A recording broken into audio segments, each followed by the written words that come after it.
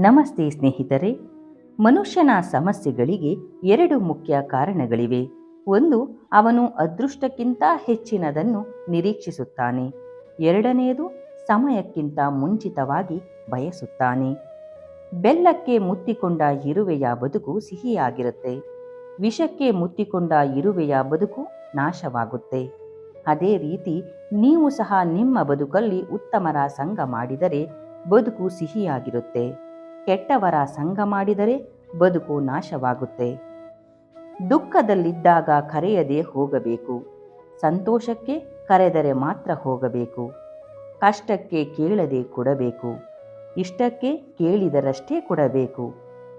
ಇದೆ ಎಂದು ತೋರಿಸಬಾರದು, ಇಲ್ಲವೆಂದು ಸಾರಲೂಬಾರದು. ಇದ್ದು ಇಲ್ಲದಂತಿರಬೇಕು, ಸತ್ತರೂ ಬದುಕಿದಂತಿರಬೇಕು.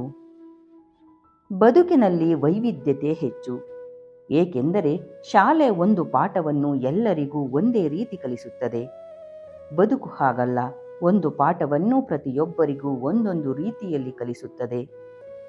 ಭವಿಷ್ಯ ನಂಬಿ ಬದುಕಬೇಡ, ನಿನ್ನ ಕಾಯಕ ನಂಬಿ ಬದುಕು. ಭವಿಷ್ಯದಿಂದ ಕಾಯಕ ರೂಪುಗೊಳ್ಳುವುದಿಲ್ಲ, ಕಾಯಕದಿಂದಲೇ ಭವಿಷ್ಯ ರೂಪುಗೊಳ್ಳಲು ಸಾಧ್ಯ. ಎಡವಿದಾಗಲೇ ತಿಳಿಯುವುದು ಸರಿಯಾಗಿ ನಡೆಯಬೇಕಿತ್ತು ಎಂದು.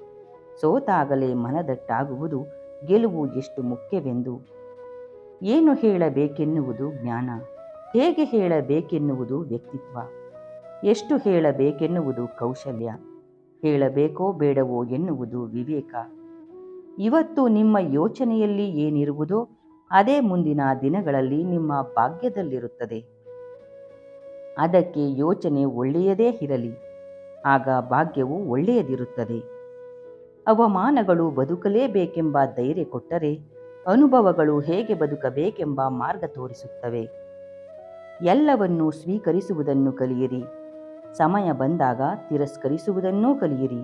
ಹಾಗೆ ಎಲ್ಲಿ ನಿಮಗೆ ಗೌರವ ಇರುವುದಿಲ್ಲವೋ ಅಲ್ಲಿಂದ ಎದ್ದು ಹೋಗುವುದನ್ನೂ ಸಹ ಕಲಿಯಿರಿ. ಧನ್ಯವಾದಗಳು ಸ್ನೇಹಿತರೆ.